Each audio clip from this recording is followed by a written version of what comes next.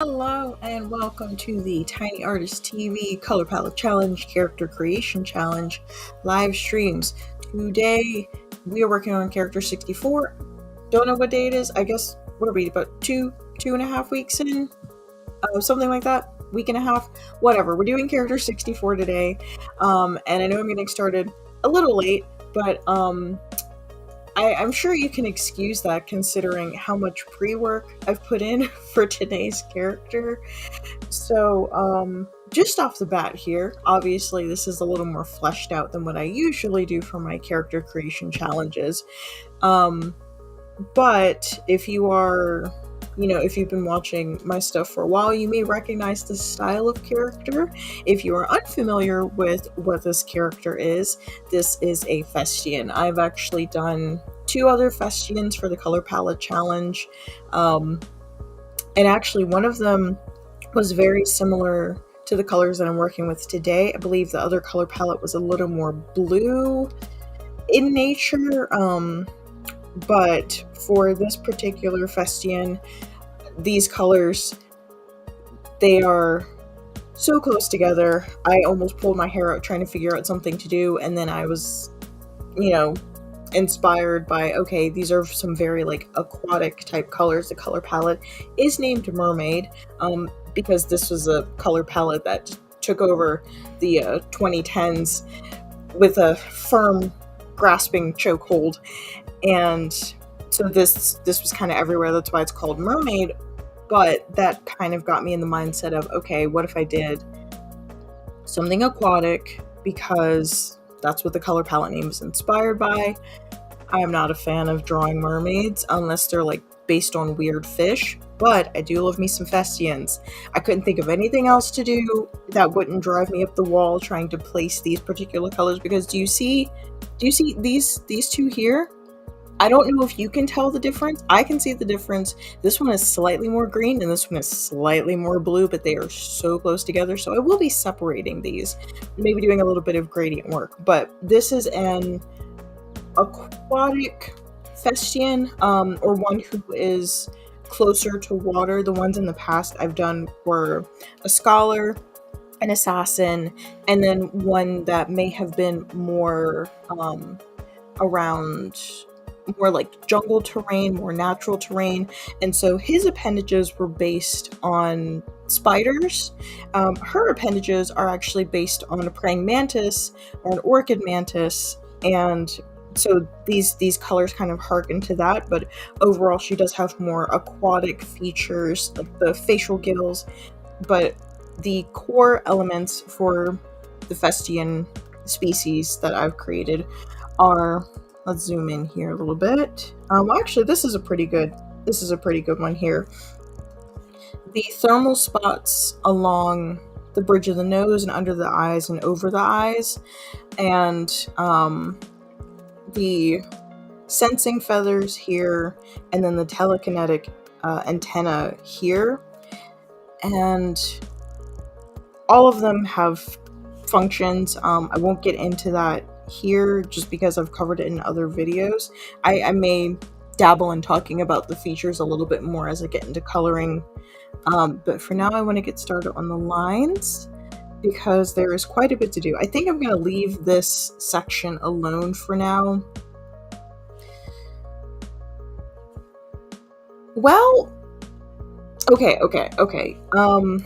My main goal was to finish this one because I wanted to do this in a more painterly style, and because I'm starting late, I am going to end a little bit later, or probably end up going to 2:15, 2:30 at the latest, in terms of hours, not 2:15 p.m., like 2 hours and 15 minutes or 2 hours and 30 minutes.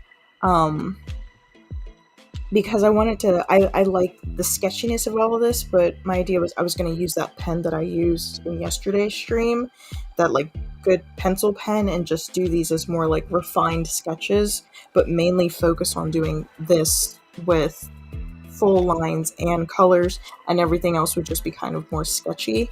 But I believe I have talked quite enough, so I'm going to go ahead and get started. I need to figure out what pen I want to use. I think I am going to end up using the Sino pen for this main one, and then again use the fast, either this fast scribble or the crunchy pen for the sketches off to the side. But for now, I'm going to. There you are. Back to my sign. What's this one? Ooh, no, no, no. Absolutely not. Okay, so I know it is. I know it is.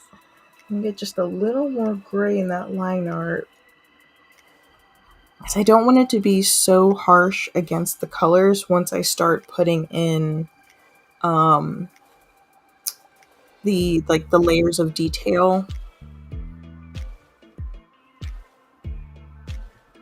And my initial idea was also to have all of the line art done, but before I started stream, I was in the zone, listening to music, and I lost track of time, as you do.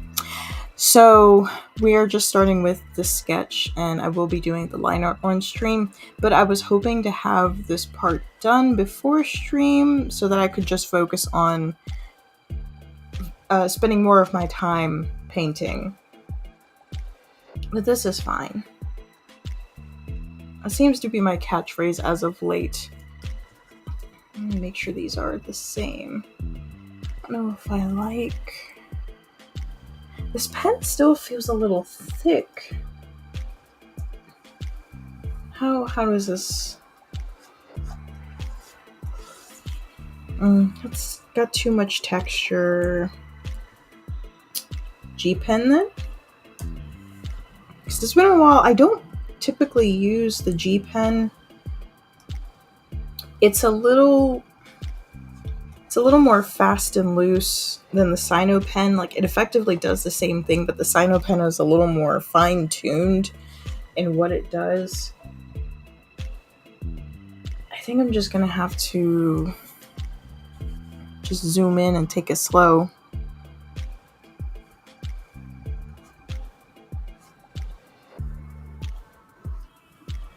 That anti-aliasing is so bad though, because it's in that it's not.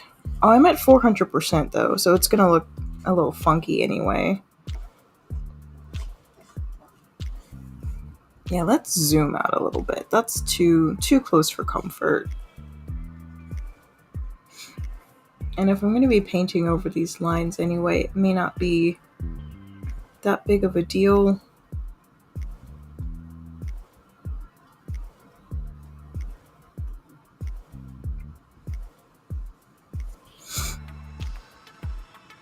Oh, I remember what I wanted to do. Maybe I can still do it on the sides here. So up here, her brain cavity is transparent, or the very like a little translucent. The idea for that kind of came from, I think it's called a glass tree frog.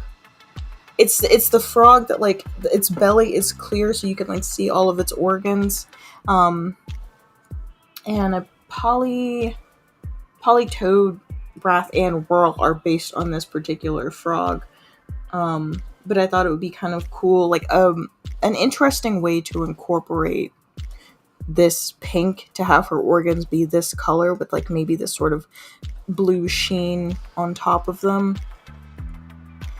But they being the Festians, do have a chitinous exoskeleton. So it's like a crunchy glass dome on top of her organs, but I wanted her brain and her, like, stomach and heart to be exposed. So I might end up changing a little bit of this dress, but if I can get... I think there's enough here that I can still do the pink on the inside and have, like, a little bit of that glass dome effect happening.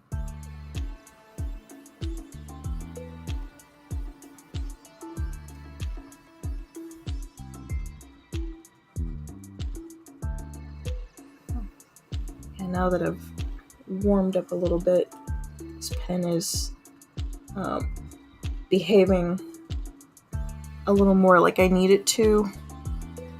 So that's good. Because I wasn't sure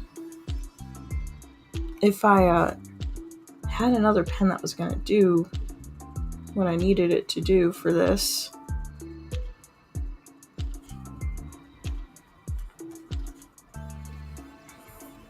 Doing the facial features for Festians is always, try saying that 5 times fast, I can barely say it once, has always been kind of interesting because they are very much so based on bugs.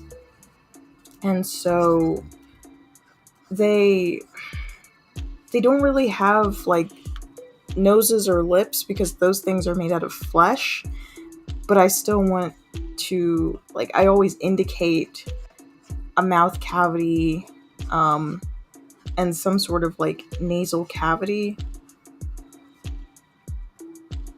But yeah, it's more of a stylistic thing that she has like a lower lip, but they do have teeth.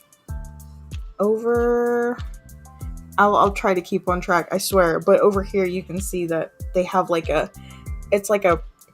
it's not individual teeth, it's like one hard plate they use to crush the things that they eat. But yeah, so they do have mouths, they do have noses.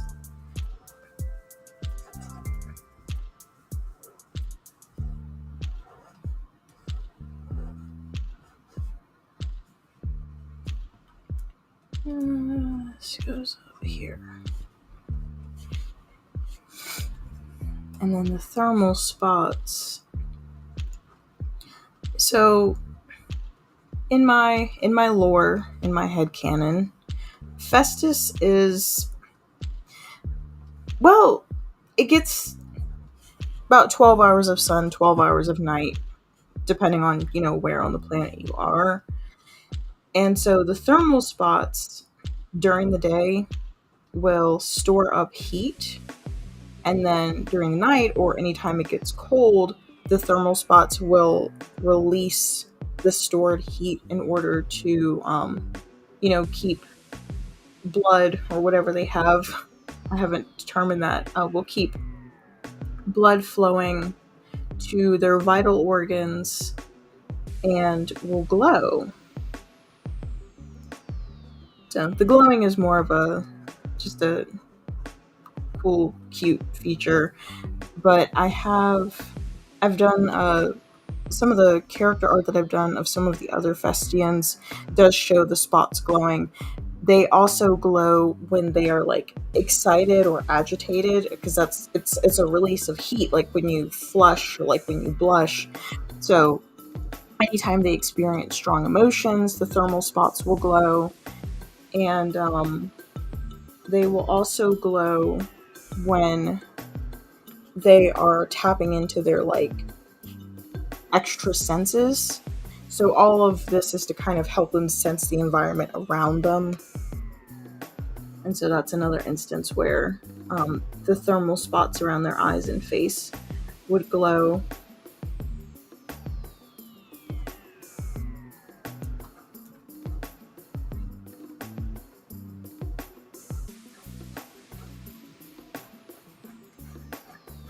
I always love designing their clothes too. Their clothing and their architecture is very geometric. Not for any like practical purposes other than that they like the way it looks, I like the way it looks. And their clothing is designed in such a way, so their clothes are more practical than their architecture is.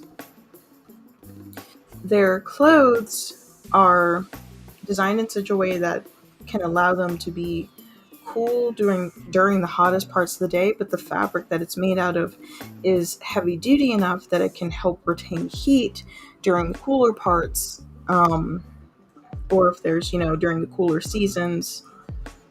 Festus doesn't really have like seasons in the way we experience seasons. It's kind of more like basically just, I guess would be the equivalent of experiencing like a long, mild summer and a long, mild to cool winter.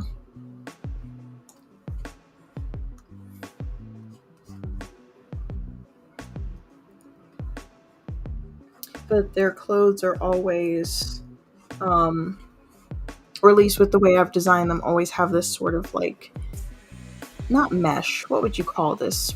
Ribbing. It's not solid, but this sort of um,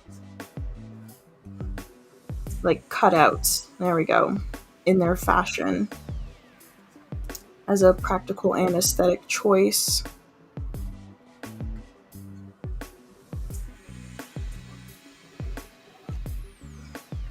And because they are chitinous insects, they don't have mammary glands, but they do cover up for modesty, just cultural thing.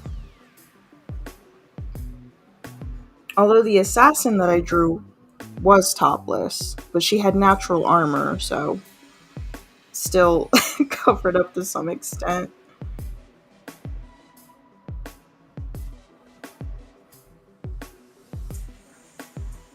I wonder if I shouldn't just go back to the fast scribble pen, because I feel like I'm spending too much time focusing on the details when I want to get moving along and working on the color.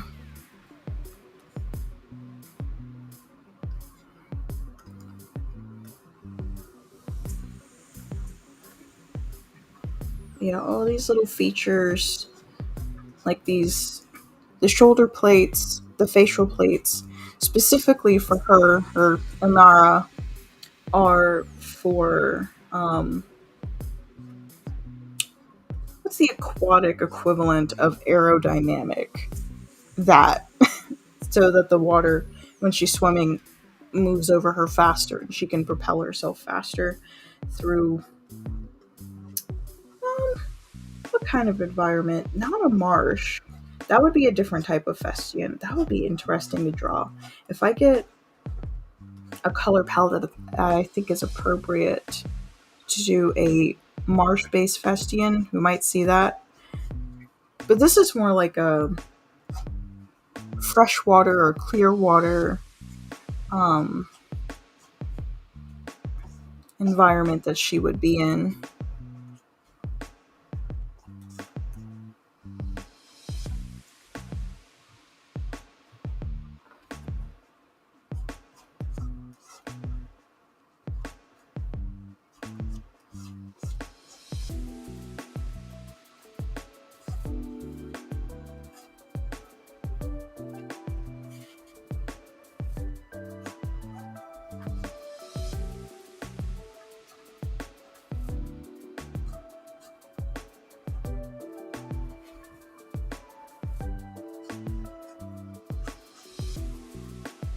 I need to remember that this is skin and this is this over here.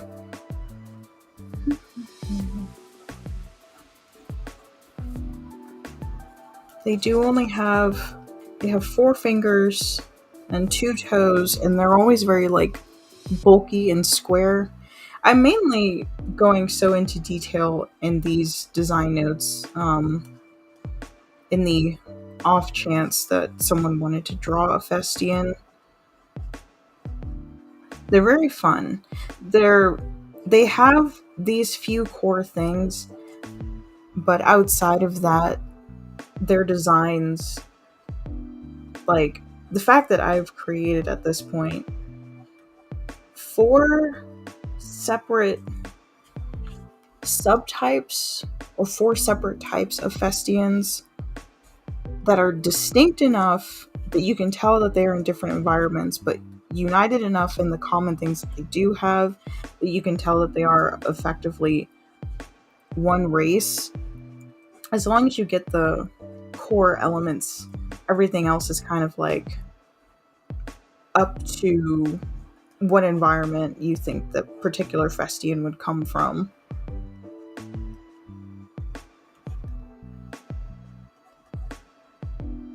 Let's see, it's webbing here.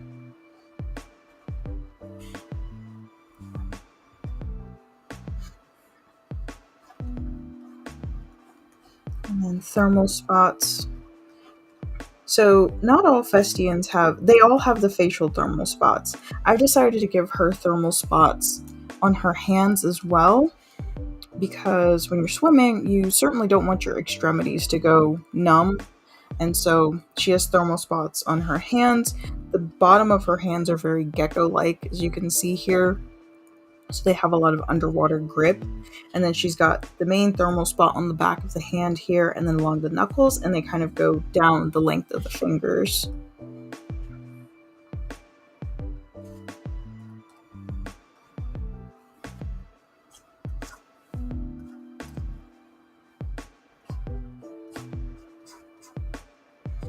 This is the kind of stuff that I enjoy doing, is thinking through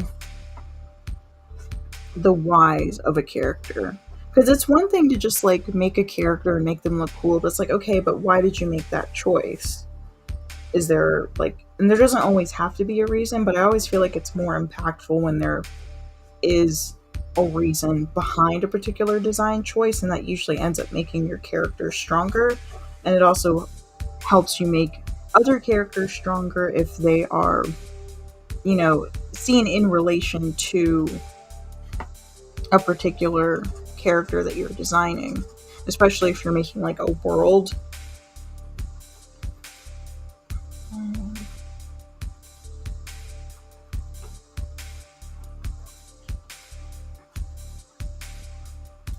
I think. Yep. Because she's kind of resting it on the side of her hip. So the arm, oops, we wouldn't see this. If it's going, resting back like this. Okay.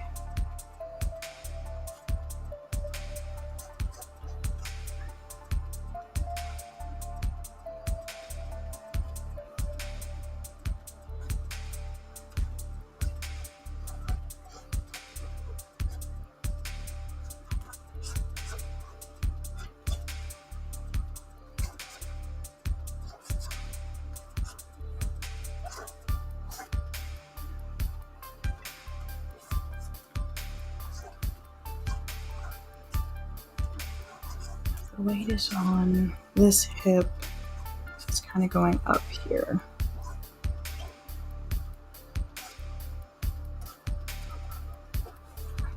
And then we've got the cutouts along the bottom, and then this is sheer. Still going to outline it though. I may end up doing an add glow to make the lines match whatever color I decide to make the bottom of the skirt. Her clothes are most likely going to end up being blue. I'll probably make her skin. Yeah, this will be the skin, the thermal spots, her clothing, and then the organs, and then any highlights.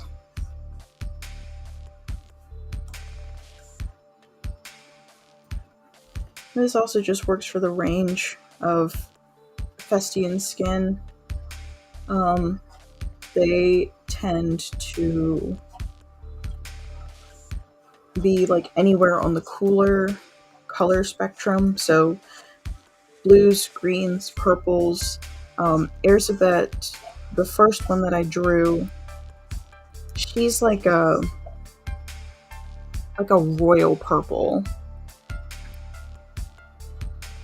The other main ones that kind of started this whole thing, Hjalmar he's more like a Oxford bluish.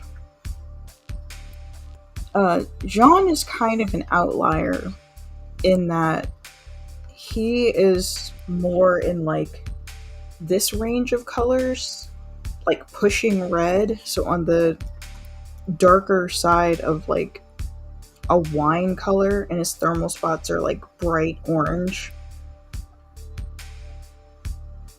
So he has almost a volcanic look, but he comes from the same side of Festus as Erzsébet and Hjalmar.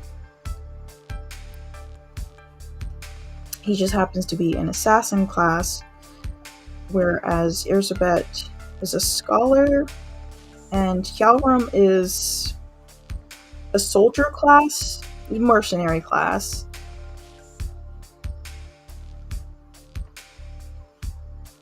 Get the little gecko pads on the toes here.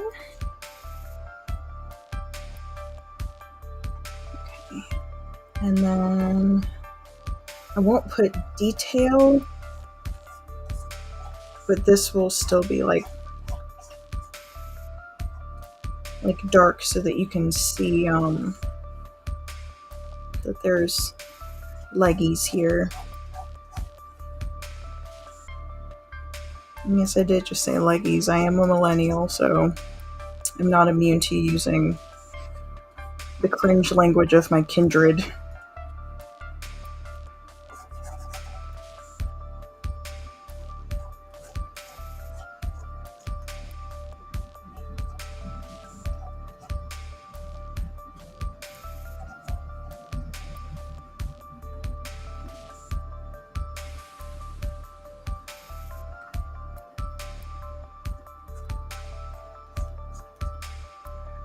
I left little side cutouts in the dress because I wanted to do some mermaid texture. In the sketch, about 10 minutes before stream, it was solid, and then I remembered that I wanted to do that as a way to kind of play with what these colors can do. So there are little side cutouts, but they typically have like a very, again, a more like Grecian approach to clothing. Like very drapey and dramatic, but like kind of simple, but still really effective.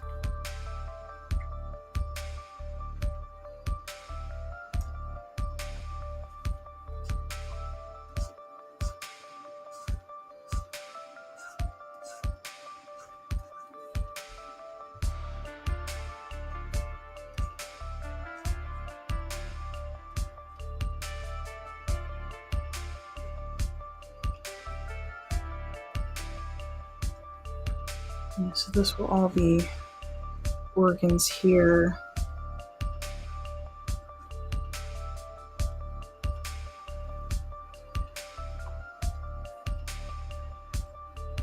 I think with this particular species of Festian, they would wear clothing that accentuates the points on their bodies and the clear parts of their physiology. Because I think they would find that fascinating and beautiful.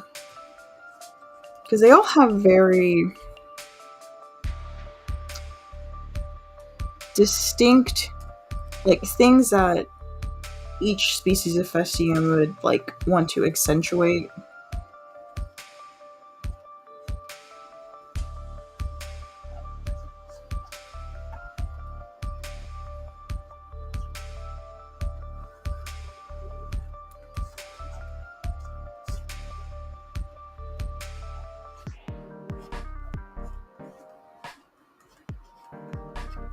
And they also all have this tentacle hair. They style it differently. This particular species of Festian only has these like 2 long tentacles that sort of go back and away from the clear cranial part. Most of them have a collection of tentacles, and they'll usually like either tie them back or, you know, wear some sort of covering just to kind of keep them out of the way. Let's see. Anything else? Anything else? This is still not quite.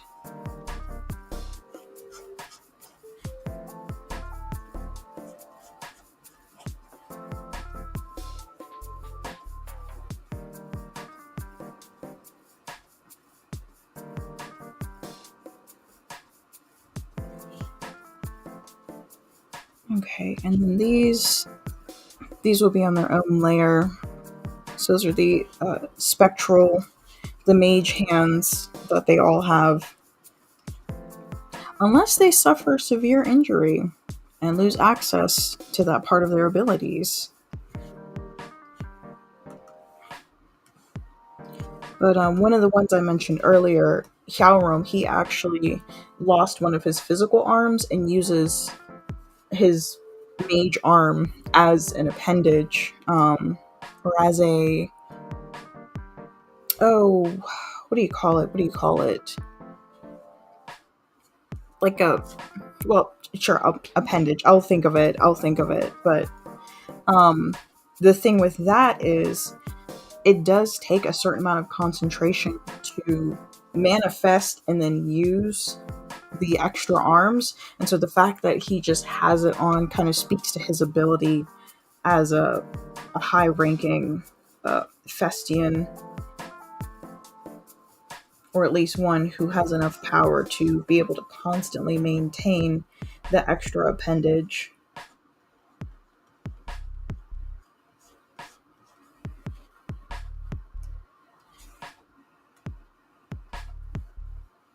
Okay, this is going to be...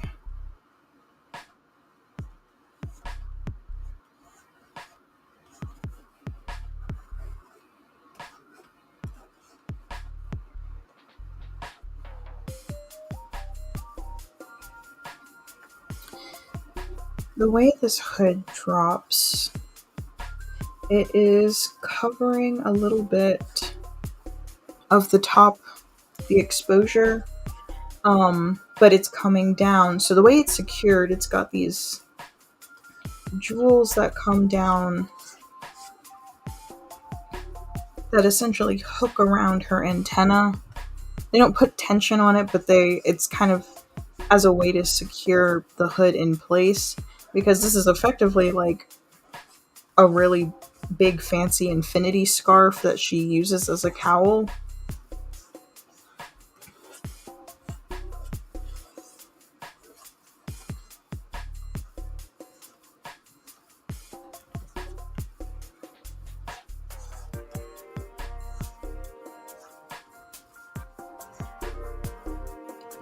And so, because it's still a relatively loose piece of clothing, let's see, let me finish the face and then I can add on the little bits and bobbles.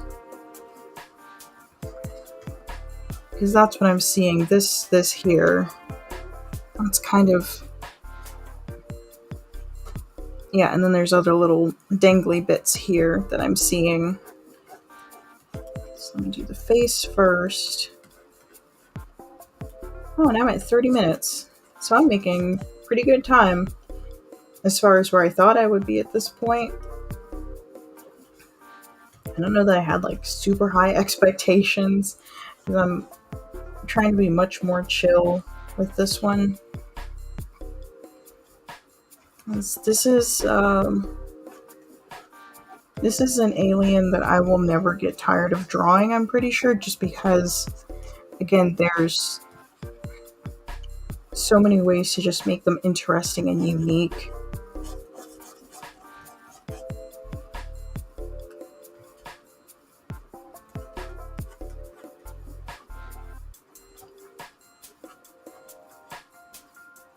Realistically, I could probably, well, I won't say that. I was thinking that I could probably find a way to use all of the color palettes to make some species of Festian. But considering that, well, no, yeah, they most of them are in that blue, purple, green range because of the way the environment of Festus. So what would be very rare or very unlikely, almost impossible to find a Festian outside of that color spectrum.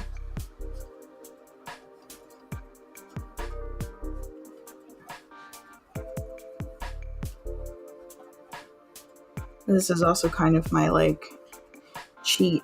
If I can't think of anything else to draw, I can just resort to this because I know I can at least make it interesting. And I've uh, drawn them enough times that it's not going to take me forever and a day to figure out what to do with them.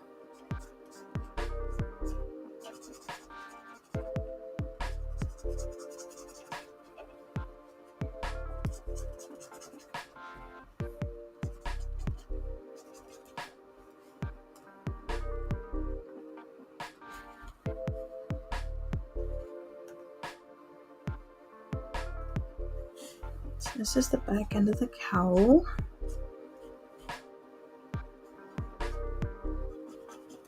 Just get a little cross hatching going there.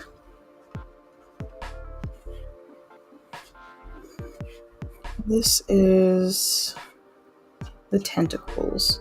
So the way the cowl fits, I don't think I've got it off here. It kind of comes up and over, so it's this long drapey piece, and it just kind of loosely fits over top of the tentacle hair.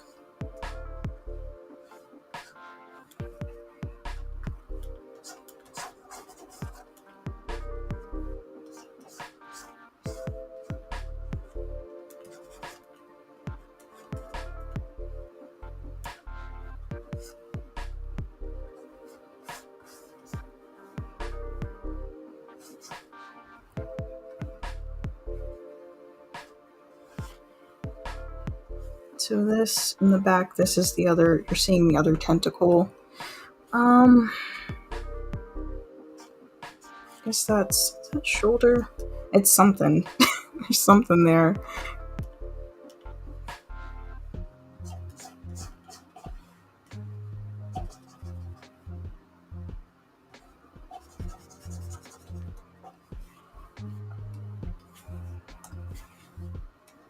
Okay. Yeah, if anything, the nose is almost more like a beak than like a true fleshy nose, just because it's a hard like extension with some like nasal slits.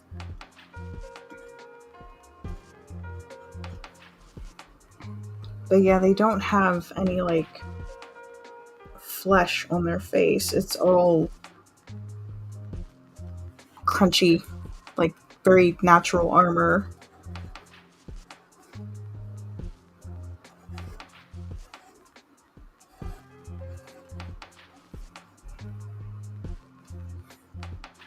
And thermal spots are more oval. Oh, what if... Do I have enough room just to match? Yeah, I did put one there. Let me move this down. Because while I like this shape, I want to make this shape bigger. Like right here.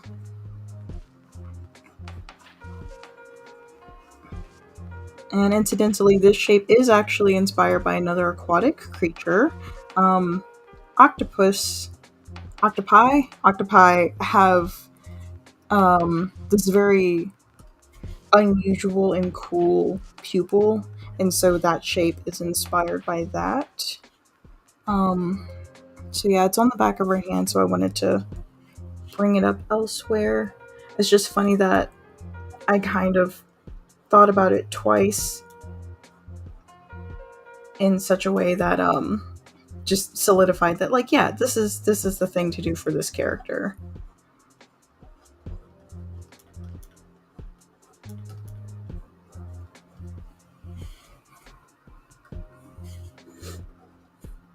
Because I'd forgotten that I did it on the other sketch already.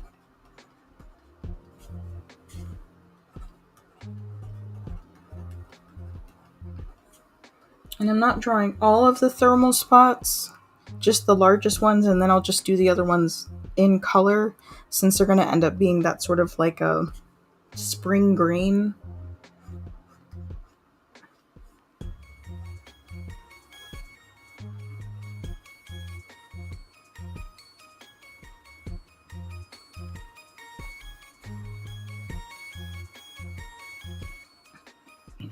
Get some brain cavity action going on here. Just kind of loosely sketch that in.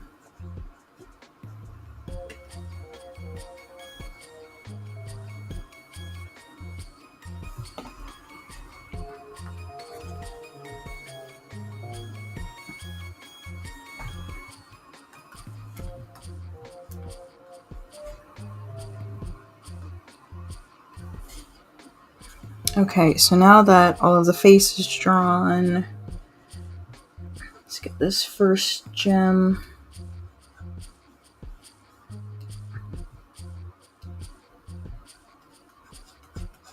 This little teardrop situation, which you can also see in the back of this sketch here. It's here and here.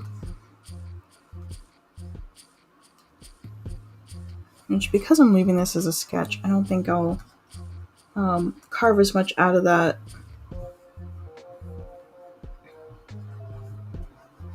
And then you've got the chains that are going around here and around here.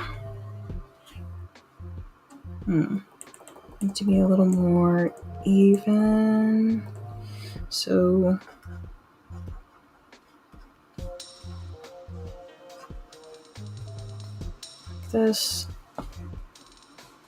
And then there's a couple of little danglies here and here. And I'll do one here.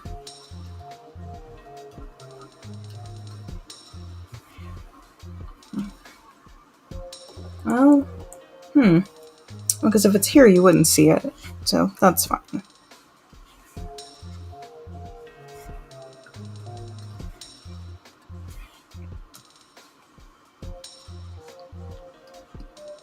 I will most likely end up finishing outlining these sketches off stream, depending on how much time I have left. I at least wanted to get this one done because it's my favorite. And I want to get started on coloring in Lara here. Let me set this to reference.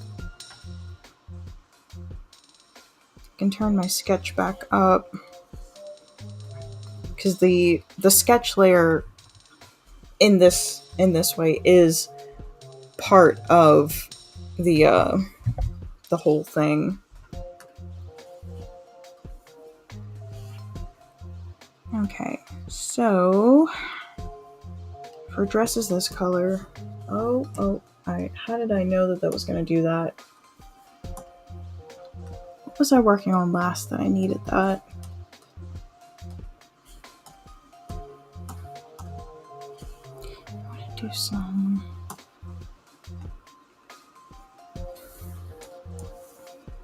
I think the last thing I was finishing up was the Eye of Grumsh from yesterday.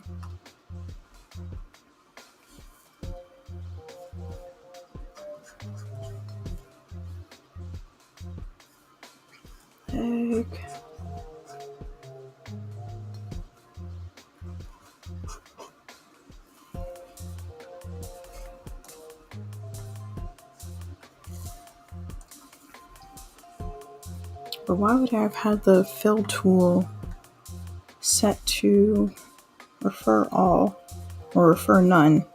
Weird.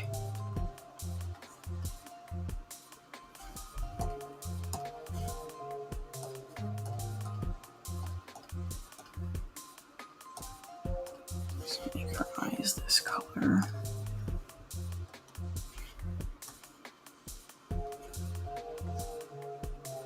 Also, I think I figured out what's causing it to blow out like that. I may be accidentally moving this to the left or to the right, and when it's set to this, it blows it back up. So I'm going to turn that off so it doesn't do that.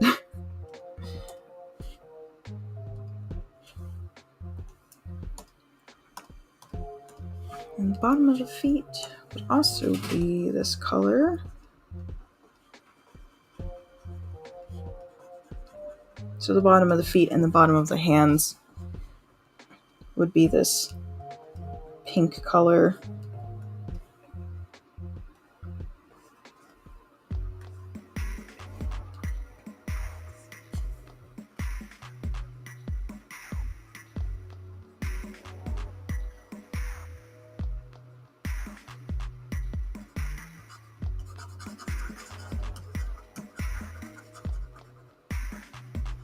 The things that look like gills are going to be the same color as the thermal spots.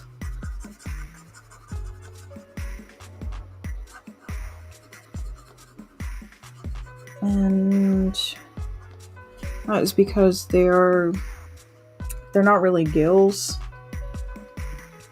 They're kind of elongated thermal spots. It's like there wouldn't be any reason for her to like functionally have gills on her face. So that's all going to be that sort of spring green color. Let's see. Oh, we have some people in the stream. Hello, welcome to the stream. Let me pause and turn on chat just in case they want to say hey. Let me save this first. Hold up. Alright, so that's saved. Let's see. Oh, there are a couple messages. Hey! Yes, little squid. Let's turn on the overlay. Boop. Alright. Back to it. Alright, so yeah, with the skin being this color, I'm probably going to have to use... These are so close together. How do they look next to each other in large patches? Okay, it's more noticeable when they're like... But it is so, like... like, let me show you how close they are on the color wheel. Like, okay, so over here, right? So this is the one that I currently have selected. This is the color next to it. It's barely moving. But what I might end up using that one for is just to do a gradient on the skin, because there is no practical way for me to make the design look good using these two colors next to each other for what's basically like the same color. This is a pretty difference of colors, because you can clearly see that one is yellow and one is more of like a teal, mint, aqua. And when they get smaller, it's a little harder to tell.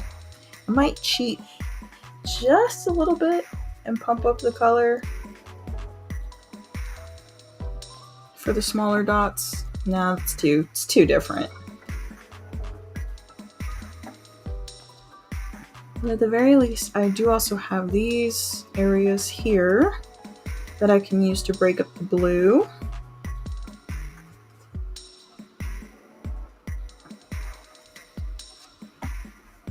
And then I can also use this to do like a little bit of excuse me, detailing here. Give this a little bit of texture. I don't know how well that's coming through. Like, it's there, but if I zoom out, it's kind of fades away. So I'm just gonna color this back in and do traditional shading on that. But I can make the feathers that color, so I will do that. Well, they're not feathers, they're antenna. They're like the equivalent of what a moth has. So on we'll call them Festus Prime. On the Festus Prime Festians, they're like full moth feather antenna. And so that changes based on region, which changes the function. And some of them are more fine and leafy like this, and then of course some of them are more full, but they all have those as sort of an extra sensory appendage.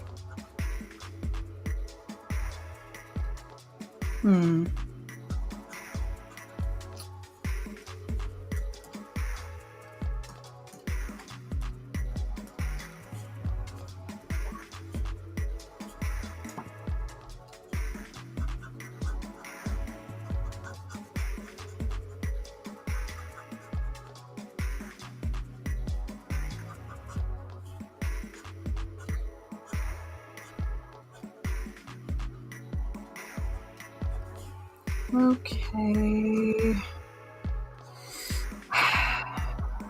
I wanted to add some like gold detailing to the dress, and I may end up just doing that on the overpaint layer. This is all wet. This is dress. This is finger. Because the piping, it's going to be so thin that having the black lines on either side, like unless it's this thick, you're not really going to be able to see much of the color. And I want more of the color to show through than the line art. Let's see.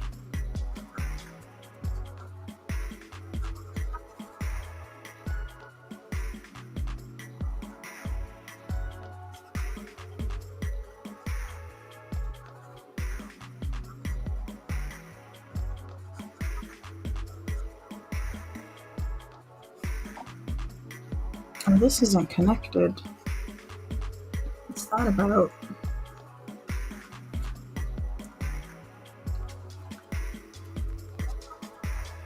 This needs to go around the back.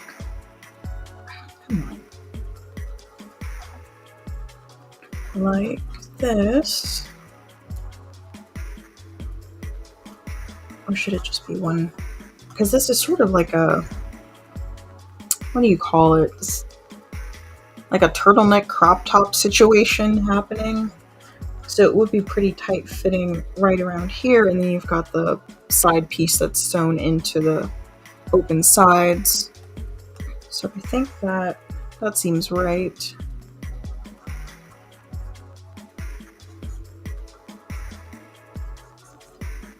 I suppose all of this would actually be this color. And then I can just have a little bit of this coming back over as a placeholder until I do a little more detail with that.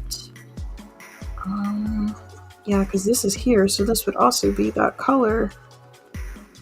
Just a teeny sliver of space in between.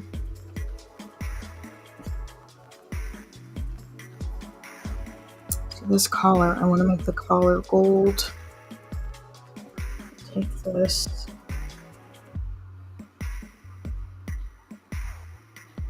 And make it more of like a true gold, which has more green tones, because gold isn't like yellow, like true gold has like a weird greeny silverness to it. And if I did yellow, it would be a little, I want the brightest color to be the pink. So that would take away, I want the gold to be an accent and not a like attention grabber. A compliment with an E, not an I.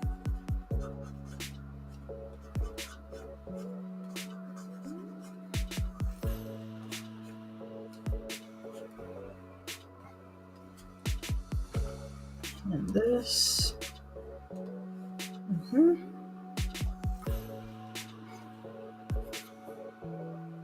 Well, you know what? If that's the case, then I should. And then I can do a little more highlight here, and that would highlight the organs that I'm going to end up painting underneath of this. It's so crunchy.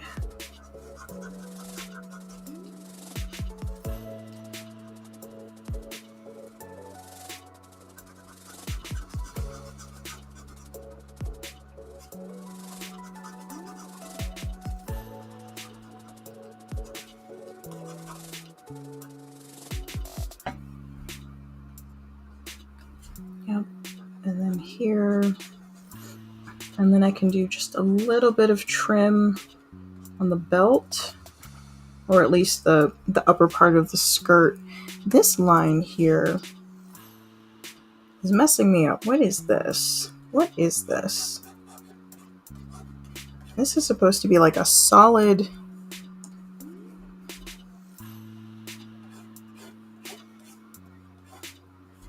May have just been where I got heavy-handed because the same thing just happened. So I'm gonna leave that alone and get back to coloring.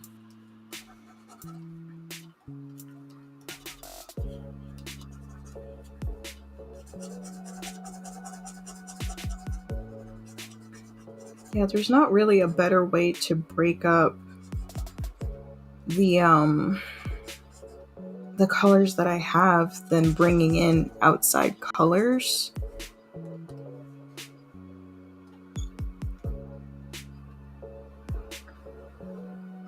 Yeah, because so far I've used... Well, could I maybe use this instead? If I use it as a highlight.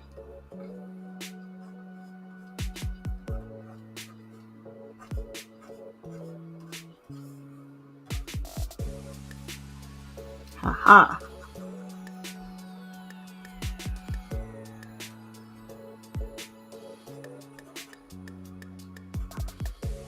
Now I just need to figure out where my light source is coming from so it's not just scattered all over the place.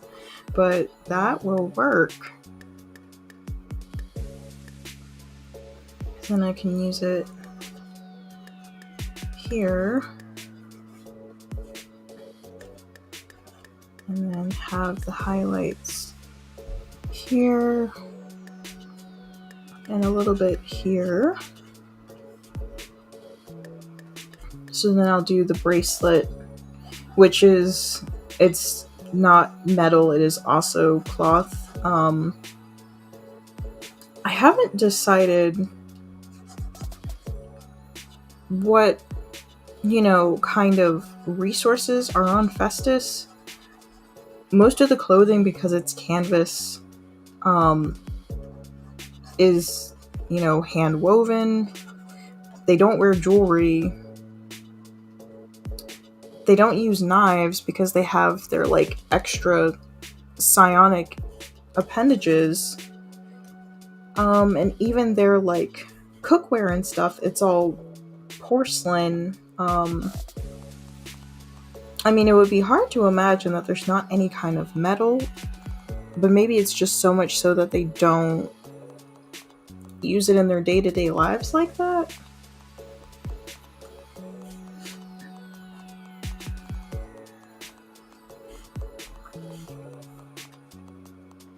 But yeah, it's it's just a little cloth band. It's the same stuff that the necklace and whatnot is made out of. It would make sense that they don't wear metal because their skin is already very hard, and so wanting to surround yourself with soft things makes the most sense. Okay, so I've got dress here, and then this is going to be gold, and I'll have more gold trim here and here. Dress here and here.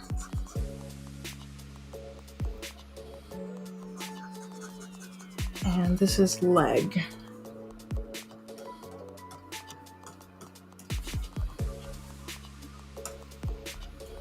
Alright, where's my gold?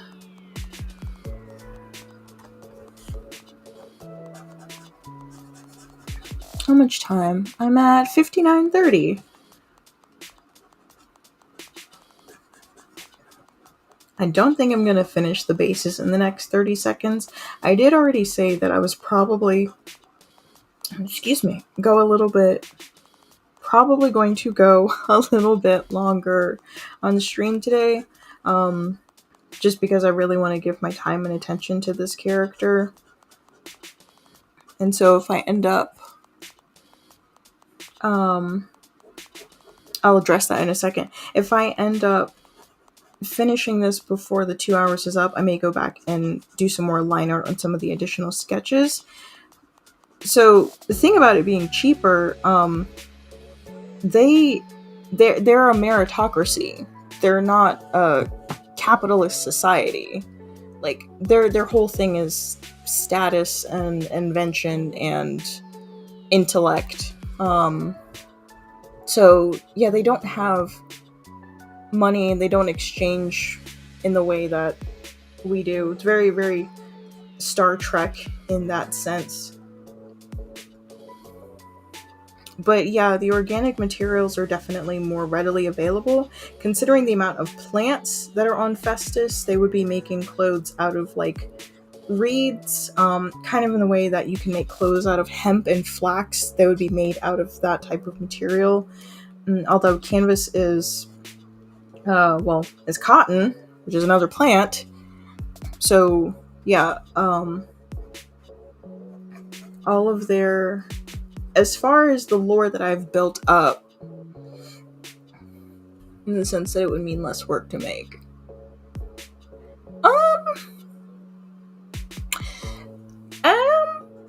Well, potentially, like less work in what sense? Because as a society of like people who value intelligence and ingenuity, they'd basically be having like Paris Fashion Week every week. Like, you want to put time and attention into your creation. So, I mean, less work. I guess it would be like less work than if you were making stuff out of metal. Like if you're doing cloth versus armor in that sense.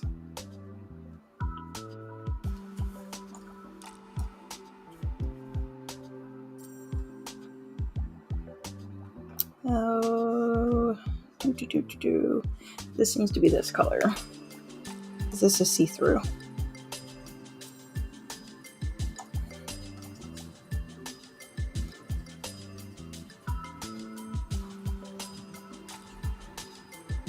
And then I'll just make this like a paler version.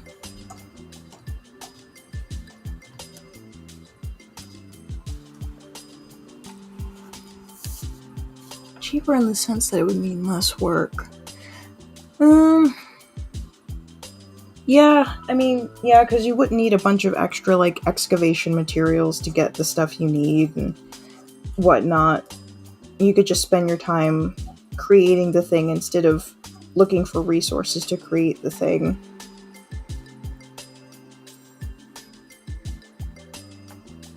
Yeah, that's pretty much what I was getting to.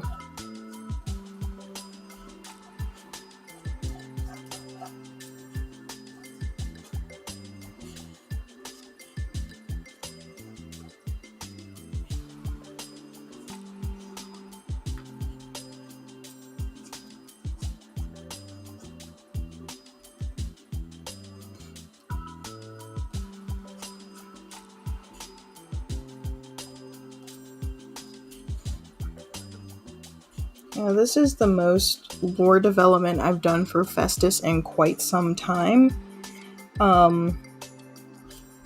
So the Festians are part of a project that I'd put on the back burner for about 3 years now. I still have all my notes, all my like character stuff. But they're one small part of a really big like world hopping story. And so the characters from Festus aren't spending a lot of time there, and the characters who go to Festus are more worried about getting off of Festus than like exploring the depths of the culture. And so I kind of did like the bare bones of what I needed to do to make sure that I had enough to work with for the characters to interact with when they get to that particular part of the story. But as far as like delving into like the economics and the different off branches of Festians, that hadn't happened until the color palette challenge. Alright, is there anything on? There's nothing on this layer, so I'm going to use this layer to do a little wibbly wobblies. And those are going to be, I'm going to make those purple. So their arms are usually, the extra arms are a different color they're usually the same color as their thermal spots because it's connected to, like, the thermal spots are connected to their psionics, their magic, if you want to call it. So in that regard, they would actually end up being this yellow instead of the pink. But I like the pink better.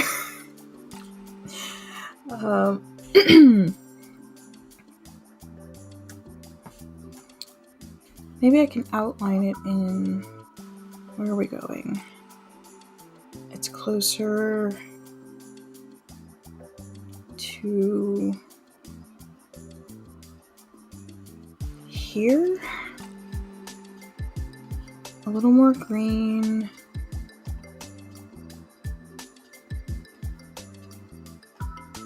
I think, no, a little more yellow.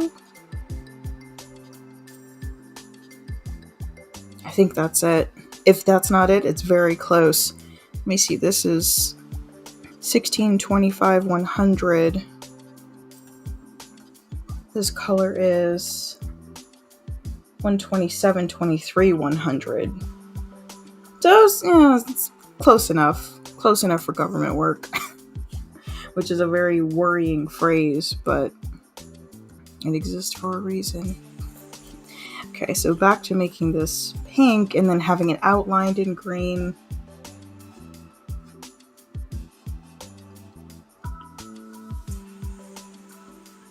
And I can fine tune that with my eraser. And then once I fill it in, that green line on the inside should go away.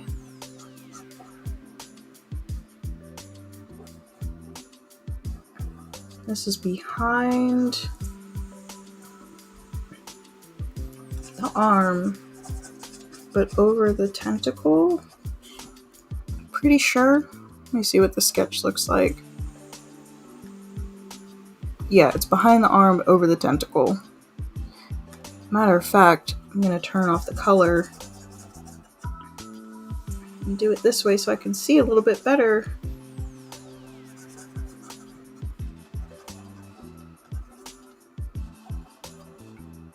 Also, sorry if the screen is still scratchy. I did change my pen nib this morning. Enjoy the variety you've given. Yeah, thank you. It's definitely been fun to branch out and figure out who has what. But yeah, I did change my pen nib this morning, and so I'm thinking maybe it's the screen and not the nib. I don't have a screen protector on my tablet, which is a huge no, but at this point the damage is done and it's too late. I mean, I guess I could put like a false screen or something on it for Christmas.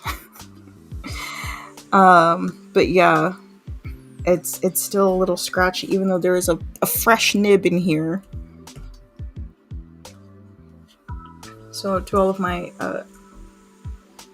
noise aversion audience people, I am genuinely sorry, because it's not one of my favorite noises either.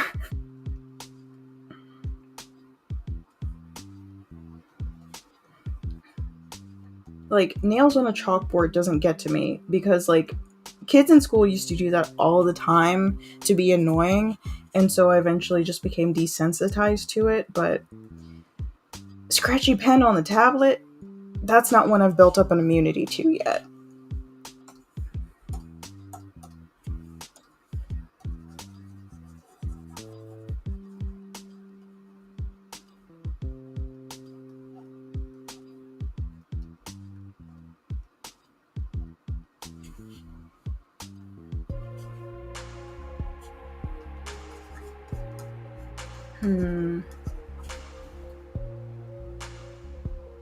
Oh, you know what? Yeah, this needs to go over the line layer, but it's gonna get the bubble treatment.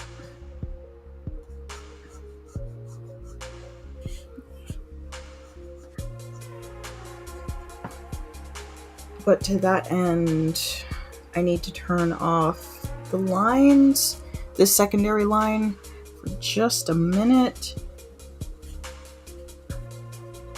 So I'll do the bubble texture. I'm going to finish outlining everything that I need to, turn that off, do the bubble texture, and then turn the effect back on, because if I have it on while I'm trying to like erase things, it's going to kind of mess up what I'm looking at.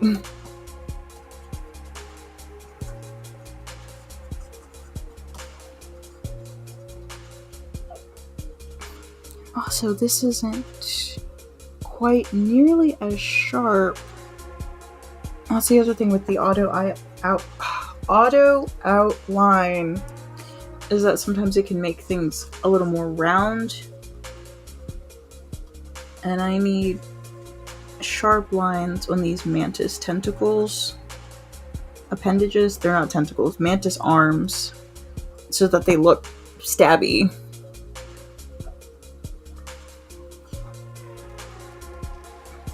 Because even though they're spectral, they do damage.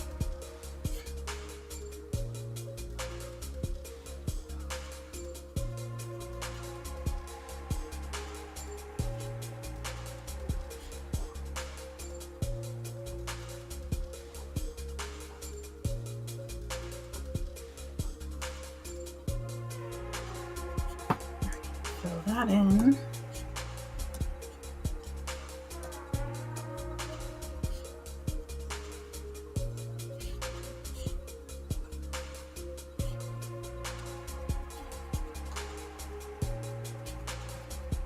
Yeah, see this, it looks more gloopy than pointy. And even if I erase bits out, it's not quite as sharp as I want it to be. Because the effect is grabbing all of the pixels around it, including the ones that are like the most solid, and then the ones on the very edges that are still like, you can't quite see them, but they're like a little fuzzy. And so when I erase into that, I have to really go in. So I'm going to turn that off for now. And now you can see where there's like some spaces where I've missed.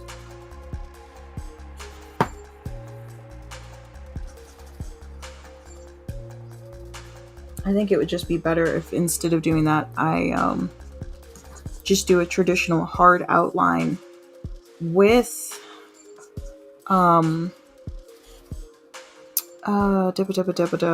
secondary color. So that would be this one.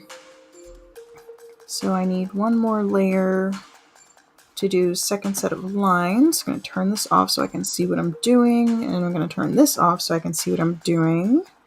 I'm going to turn this off. I'm going to turn this down. And yes, I'm going to go on this layer with this brush. And I'm just going to outline it this way. Which is what I should have done from the start. Like, auto outline is great, but sometimes it's a little too squirrely, a little too wonky.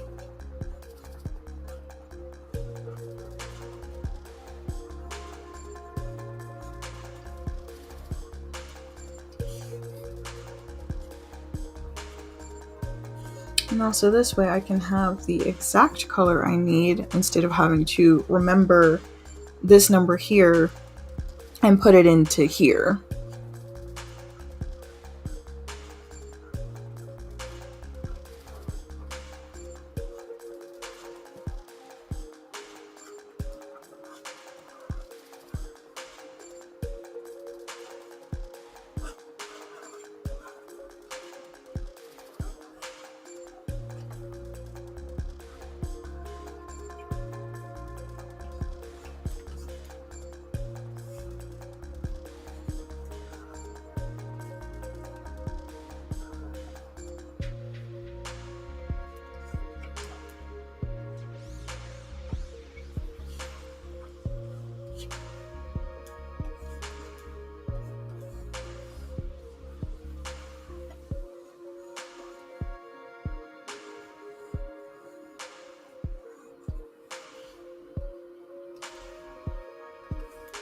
Just round that out just a little bit so it looks a little bit more like water instead of fire.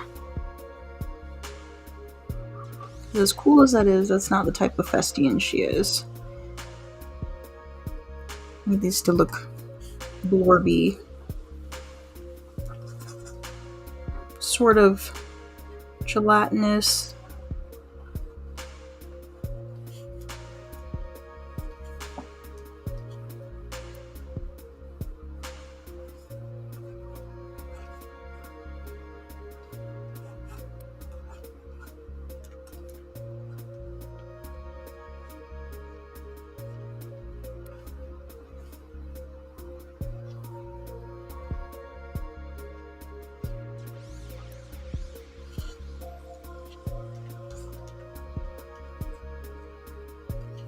Alright, one more.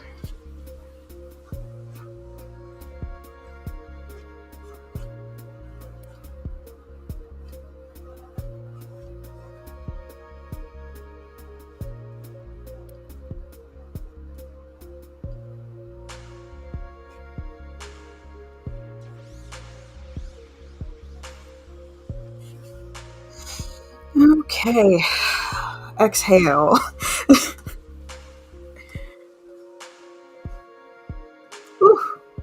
Ooh, that's bright. Huh. Yeah, I'm gonna need to carve that out. That combination is very grating. It's like neon grape soda. It's like radioactive. Maybe I should just make these. Let me see. Because it's supposed to contrast her. And it does. Because it also creates like an X in the composition that kind of draws your eye back to her guts here. And it gives a nice through line of like the little bits of purple. And then the little toesies down here. Because that's the only place where there's... I might do like... Let me see what this looks like.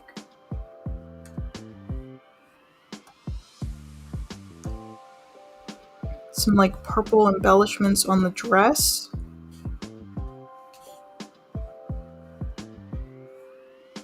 Why is it not showing up?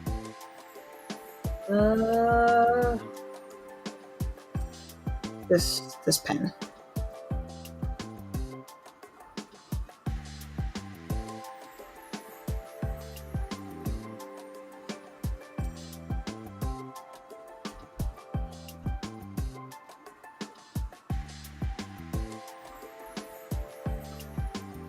Yeah, that's pretty, and it kind of like evokes the feeling of water.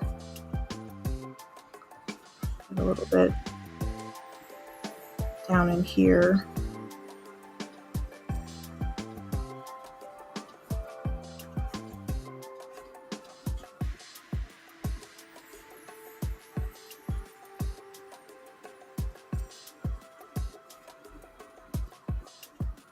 And maybe do a dark purple to show that it goes around the back.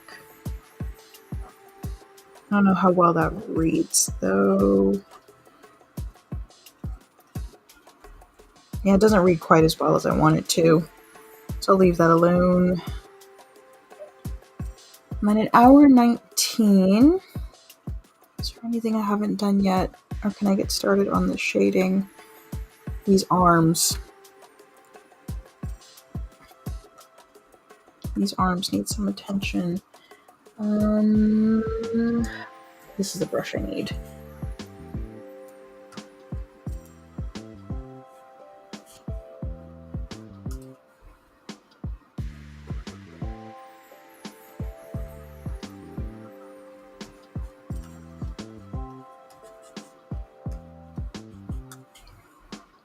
Just clear some of that out.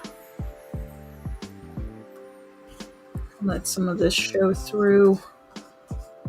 Because, oh boy, that purple is zesty, to say the least.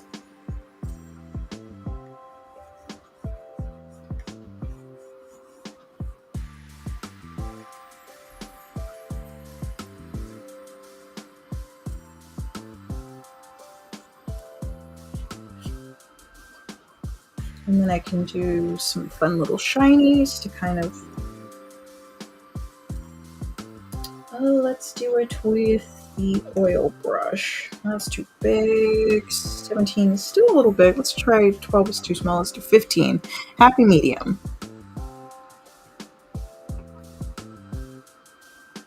And that brush is too soft. Okay.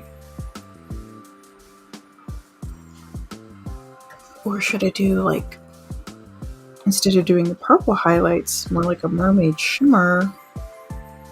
Kind of like what I intended to do with the glass dome up here. Let's get a little bit.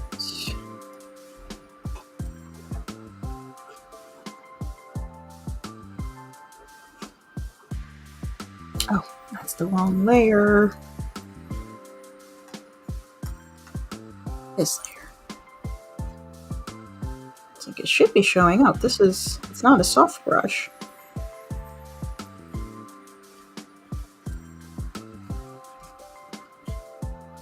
On fingertips.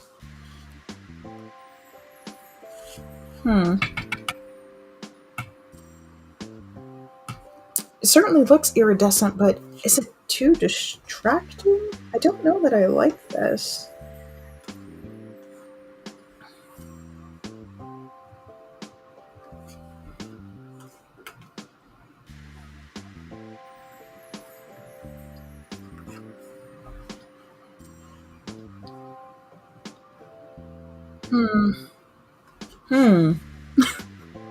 Huh.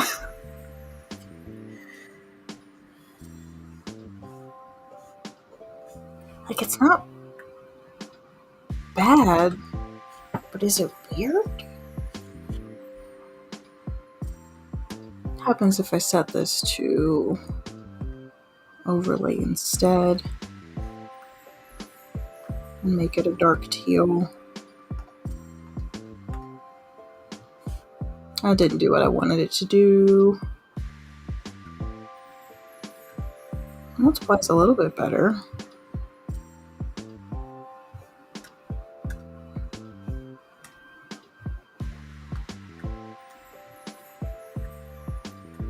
Oh, okay, because this is effectively white.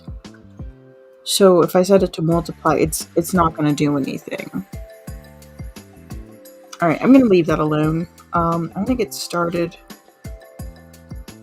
on doing the skin texture, sort of shininess. And so for that, see, look at this. Even Clip thinks these are effectively the same color. I do want to, let's see, this is the color I'm using.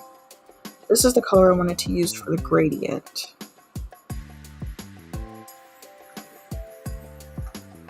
Have I used this yet? Why does this look?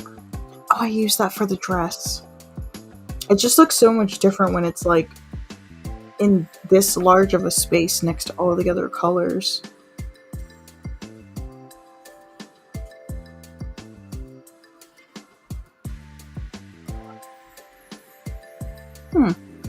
That's pretty. I'll do just a little bit less.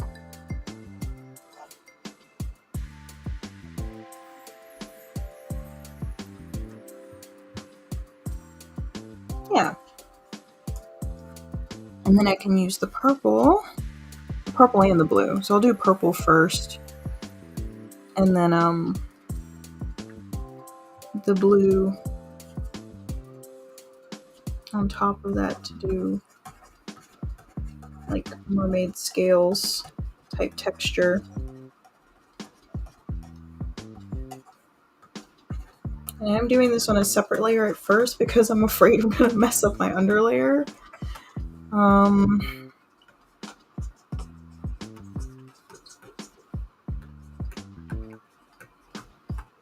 Because I still need to do some shading underneath of here as well. So I will do that after I get this figured out. So we've got purple and then the blue, this blue. on top of that to make it shimmery.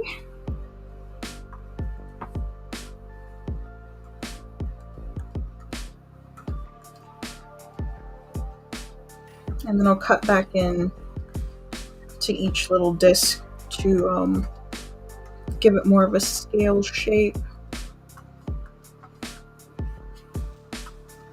And now they kind of look like rosettes, but hopefully they won't when I'm done with them.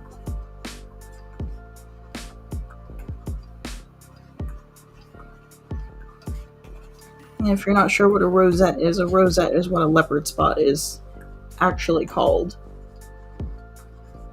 Like the little squiggly shape, that's called a rosette.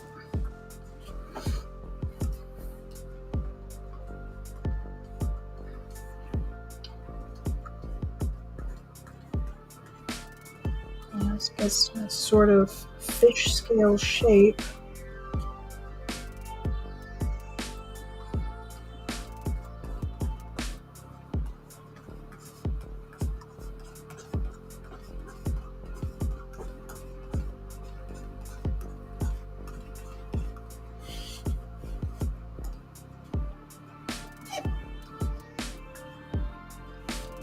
And then what I can do to that is a little bit of this, and a little bit of this, and a bit.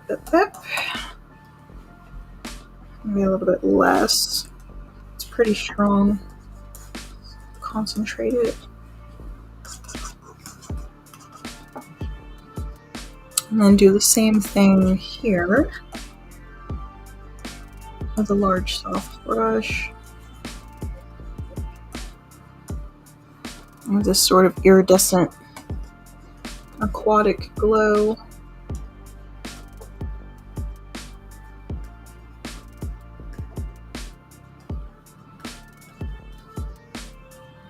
And on the edges here.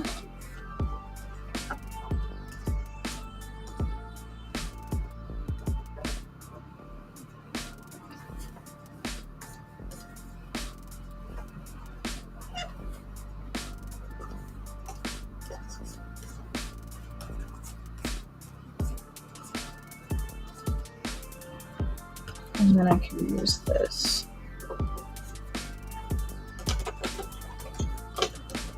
Oh my goodness, that's squeaky. I hope the microphone is not picking that up.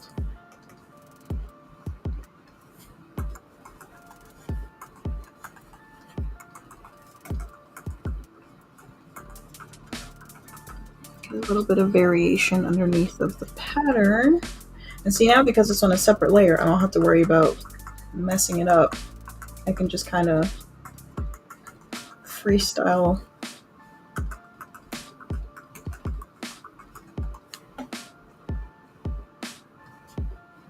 And blend some of this back in just a little bit.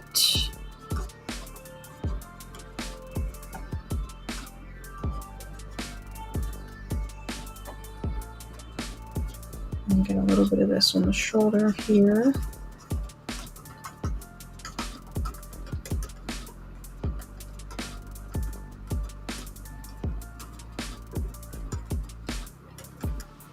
Oh, nope, wrong brush, wrong brush. Might even need a harder brush to do that properly. But it's giving scales. It's giving a little bit of fish texture. Cut back into this with this brush.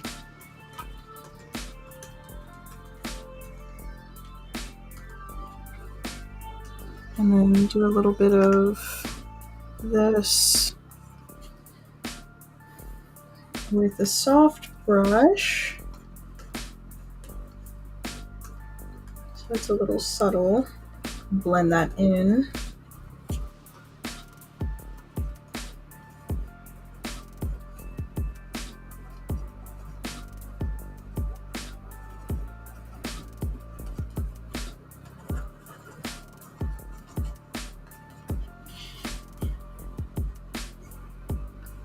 Very pretty.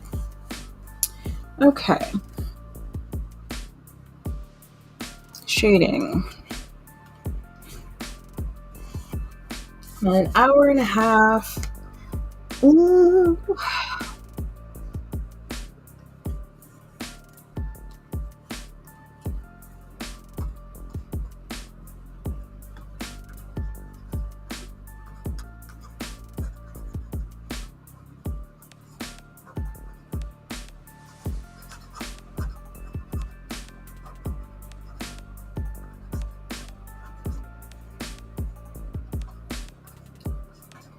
The best thing for me to do would be to block this out with a hard brush and then blend it out with a soft, with a soft brush.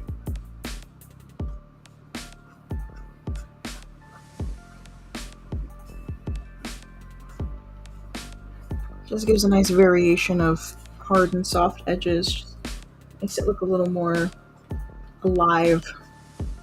I think there was a little more attention put into it.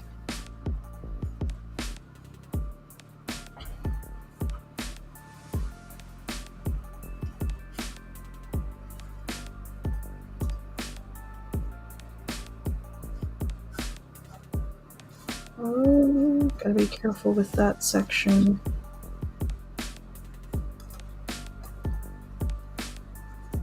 Because these sections are connected.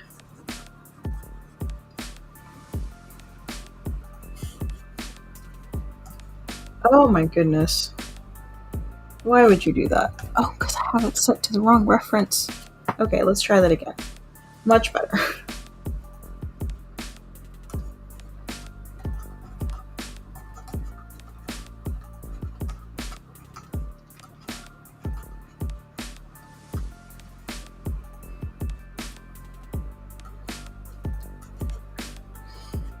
Now, ultimately, what I need to do to really make this like fully painted, but what I'm scared to do because of how pale these colors are, is to set the line layer to overlay.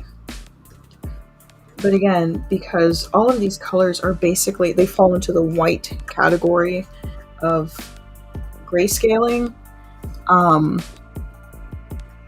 the lines are just gonna absolutely disappear. And then I won't have any guides to work with.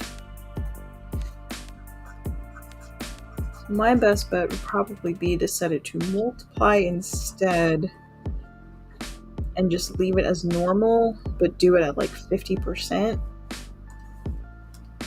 Because the line art isn't black, it's like a dark teal.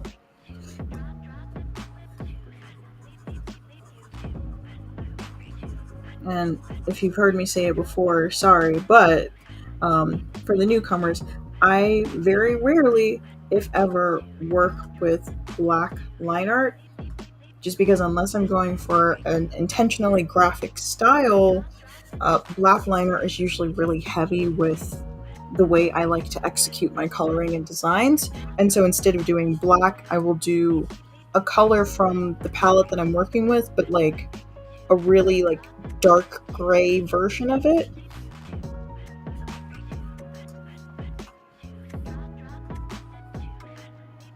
Let's see. So yeah, scared of what's gonna happen when I do that, but let's see what that looks like. Okay. Yeah, I can work with this. I can make this look more painterly. Yeah, the lines are so pale.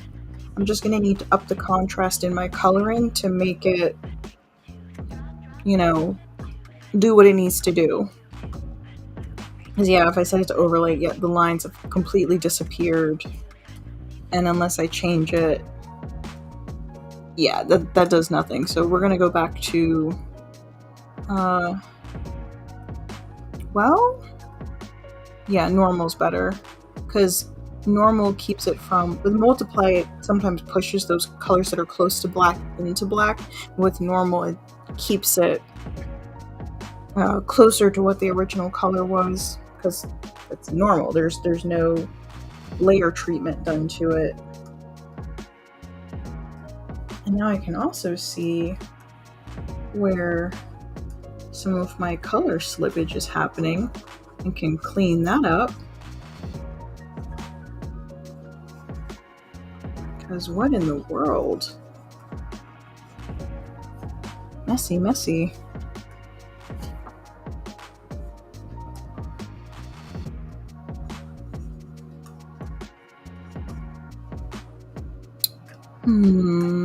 Does this have any treatment on it? Are you normal? You are normal. So I can use this as my overpaint layer.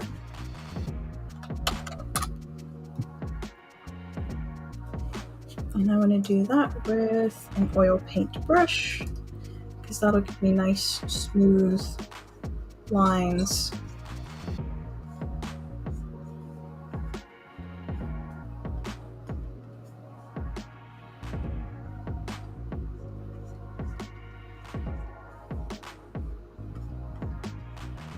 Yeah, that's going to need to be darker if it's actually going to do anything, or I might just need to use a different brush altogether.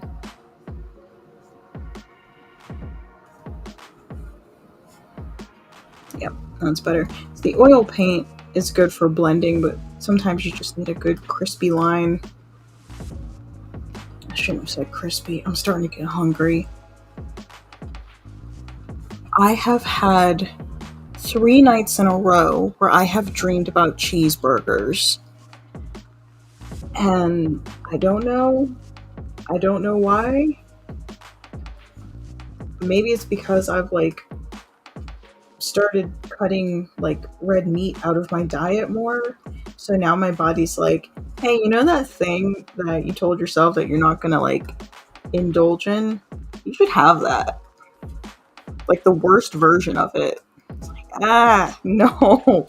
But it's not just any cheeseburger. It's specifically a backyard cookout. The patty is burnt, but it's still a little juicy in the middle, but it's also dry somehow, with the cheese melted onto it with onions and the perfect amount of mustard and 4 pickles, specifically 4 pickles.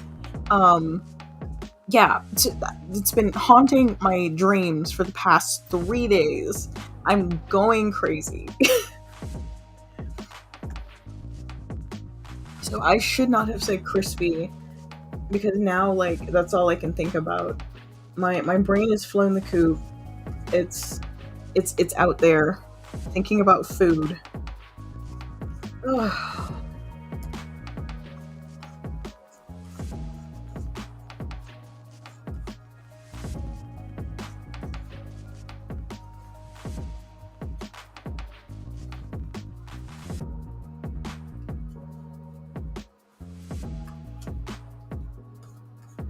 Need to focus back in and get this coloring finished. What to do with... this needs to be gray, effectively, to do the folds. And then I will need to do darker.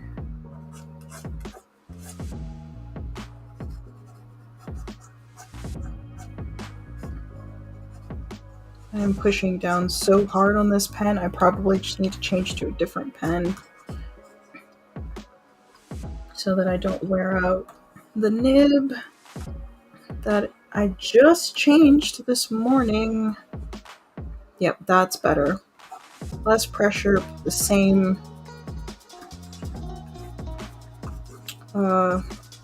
effectiveness.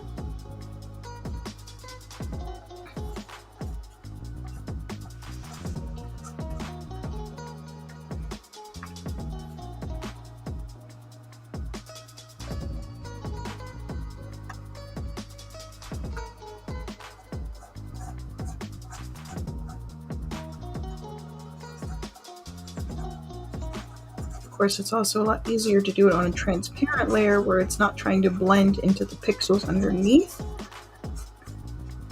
So what I can do with this is I can just do it on top of these lines and then go back in with my watercolor brush and cut some of this back out. Because it's going in the right direction, but it's too much right now. I'm just gonna cut some back in just a second. Let's see here. I'm gonna use the color to do it.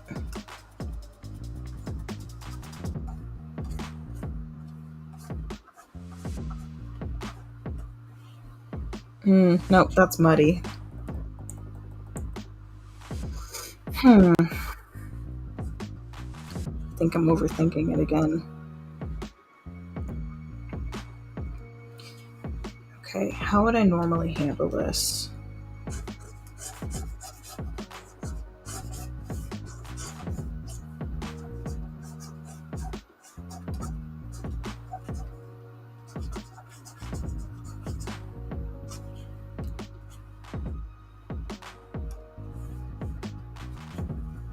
Should do this with an oil paint brush.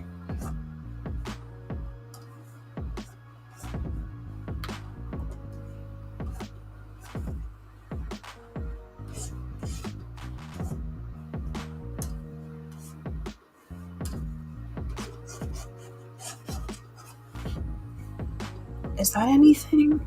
Oh no, it's so bad.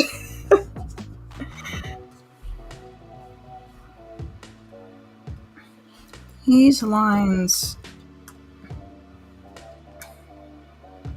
Let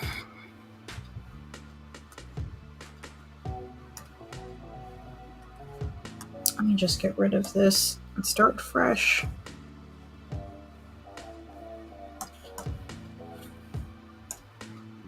Because I'm definitely overthinking it. And it's not because of the cheeseburger. It's been a while since I've tried to do something like this in like 5 layers instead of 20 layers. I'm basically just trying to remember like 4-5 years ago when this was like my primary method of doing paintings instead of doing basically line art and cell shading. But I would pretty much like just create a new layer for everything. But I don't have time to do that on stream. I have like 15 minutes left to fall into the 2-hour mark.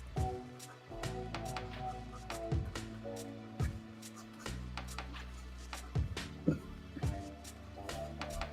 there are certainly people who can. Well, if I had started doing it that way, I probably could have finished it in 2 hours, but I didn't. I started with line art and base colors, and that was my folly. So I'm just gonna do a little bit of like just a little bit of detail work. It's not gonna be as fully painted as like say my like fairy garden painting. If you go to my Instagram, it's like the first thing that's on there. But for it to at least have a little bit of texture.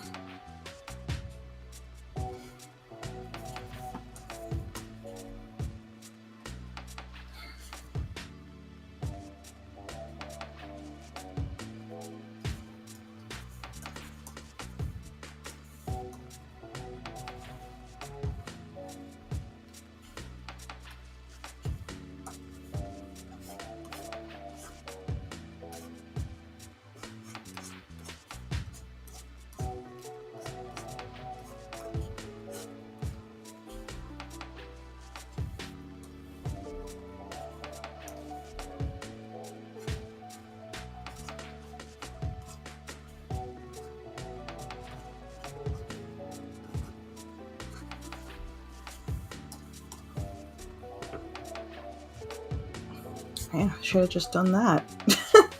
Well, now that I know that it's easier than I was trying to wrap my brain around, let's do that. I'm gonna start back, clean this up.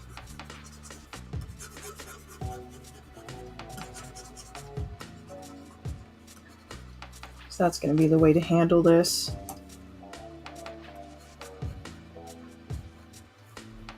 stitches do sharp and soft next to each other. Okay. Alright, I might need to up the tolerance just a little bit, because you're being difficult. There we go.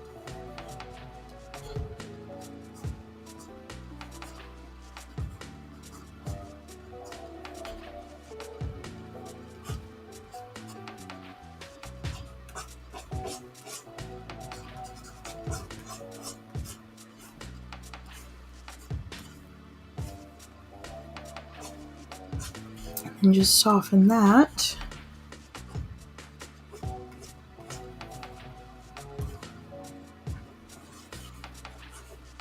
A little bit here in the belt.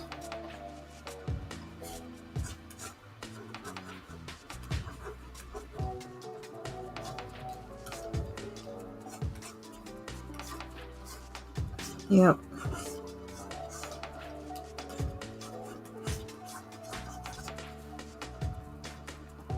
Yeah, so it looks like I'm probably going to use the rest of my time coloring, so I won't get to the other sketches, but that's fine. I can do those off stream with my music and my lunch, which will not be a cheeseburger. I have to figure out what to do for lunch. Will probably still be a sandwich of some sort, but I am getting hungry, and I did have breakfast today.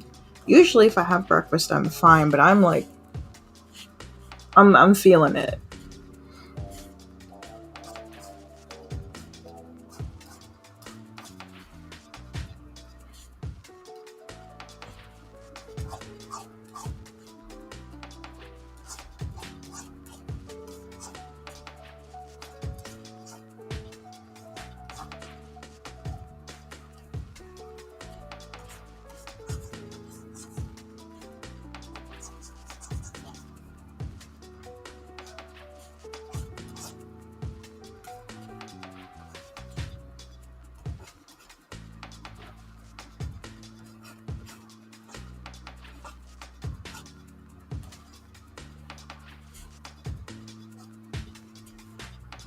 Alright, and watercolor brush, where are you?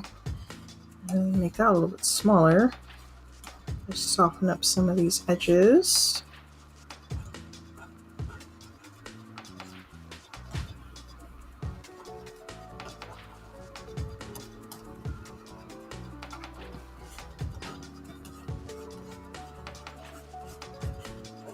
Here and here.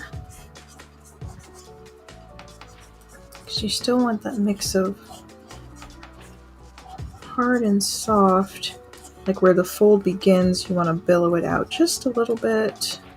Oh, that was on the wrong side. It needs to be on this side. Oops.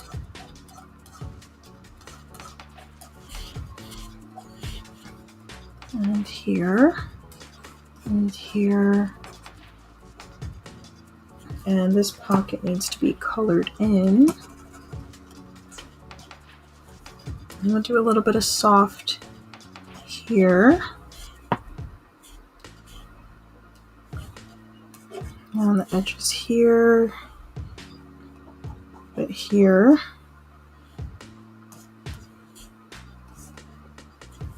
And then we'll re-crisp this. This needs to be, yep, a little more defined. All right, let's see how that's looking. All right, that's better. I'm gonna go back up here and soften some of these edges just a little bit. Here and here.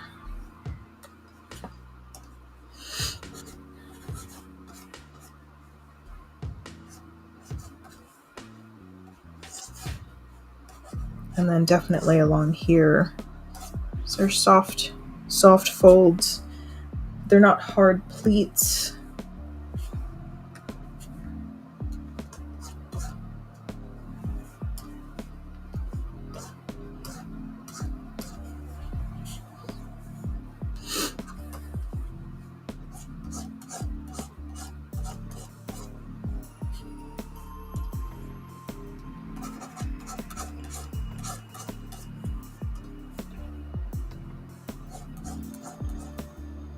Alright, 10 minutes left. And I am alone with my thoughts. Aside from those of you who are watching this after the fact.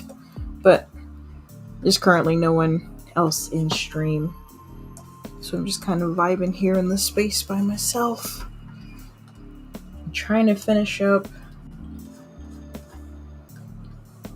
this little bit of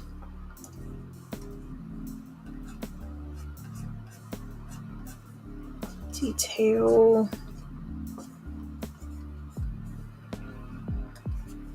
It would only make sense for me to go the extra little bit longer if I was close to being done, and I don't think that I am.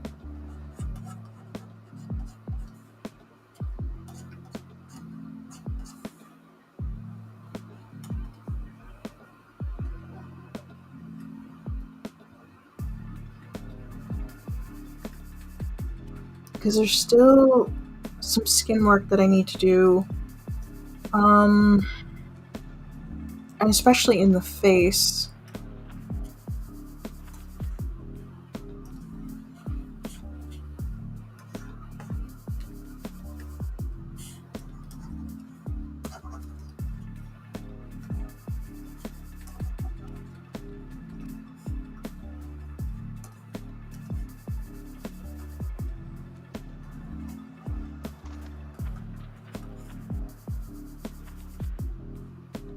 Just really getting this like mermaid effect going.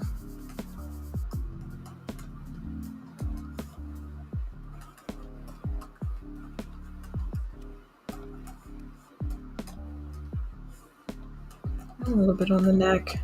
Nothing too noticeable on the neck though. I'll go back in with my regular brush. Carve back into that just a little bit.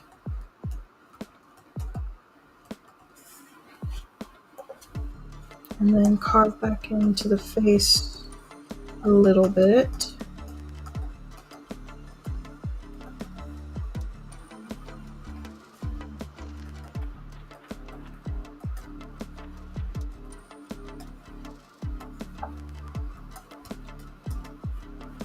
But yeah, like the shading under their eyes, I can be a little softened. And just some of the places on the face. I still need to do the like special effects on the brain.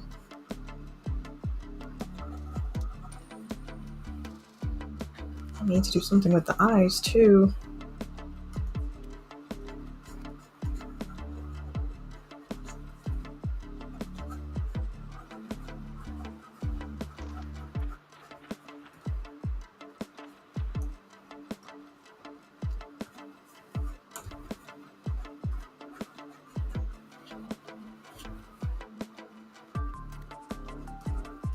A little bit under where that hooded lid kind of sits. And then, yeah, the highlight is just going to have to be white.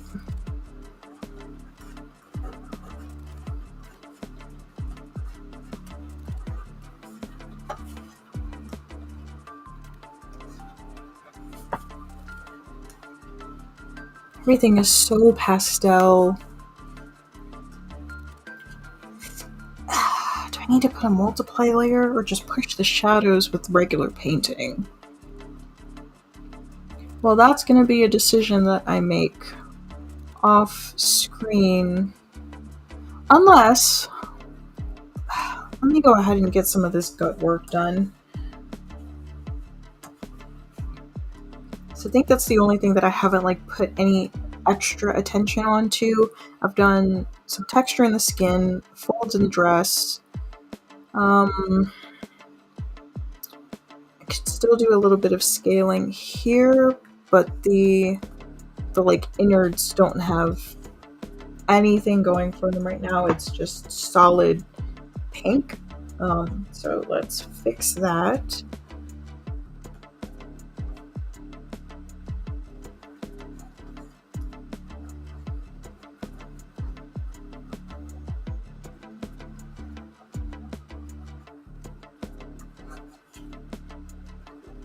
trying to create some intestinal depth.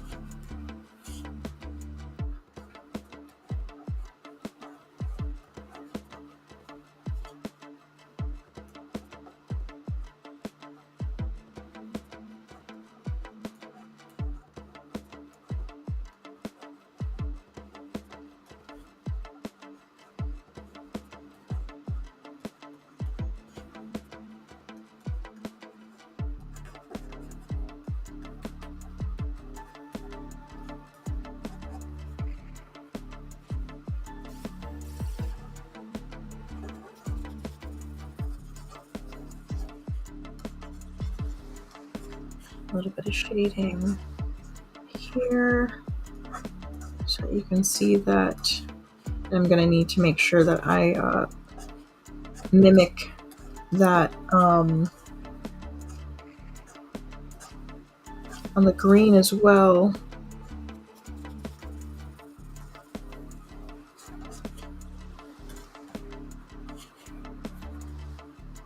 And a little bit of highlight. Needs to be sharper.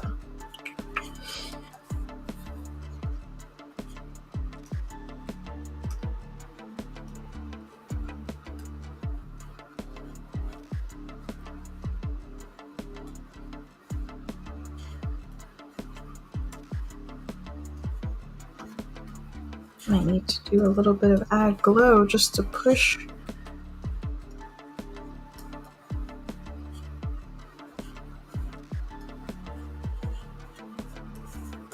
Probably looks bad, doesn't it? Well, no, it's shiny. I don't know if you can tell that it's like encased in a carapace of any sort, but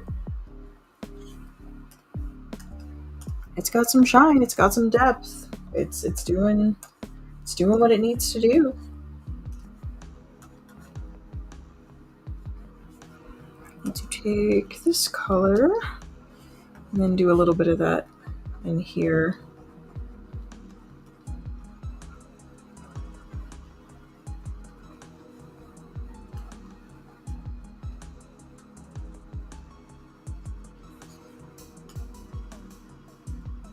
Soften just a couple of those edges. Okay.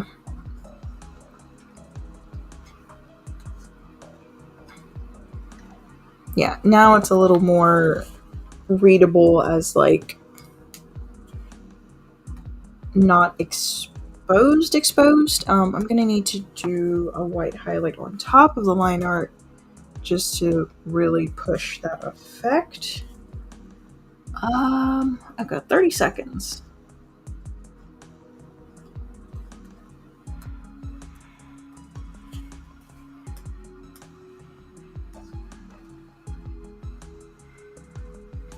She's so pastel, but it's okay. I have all my layers turned on. Let me bump this back up.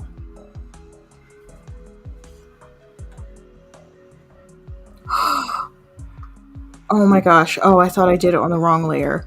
This is just... Oh my goodness. No, this needs to be its own thing. Holy crow, that scared me. Okay. So I'm going to turn this back down just a little bit. Yeah. So this is where we are at the end of 2 hours. Like I said, it would only make sense for me to go longer if I was like really close to finishing. Which, like, I have enough of an idea that you can see what I'm going for.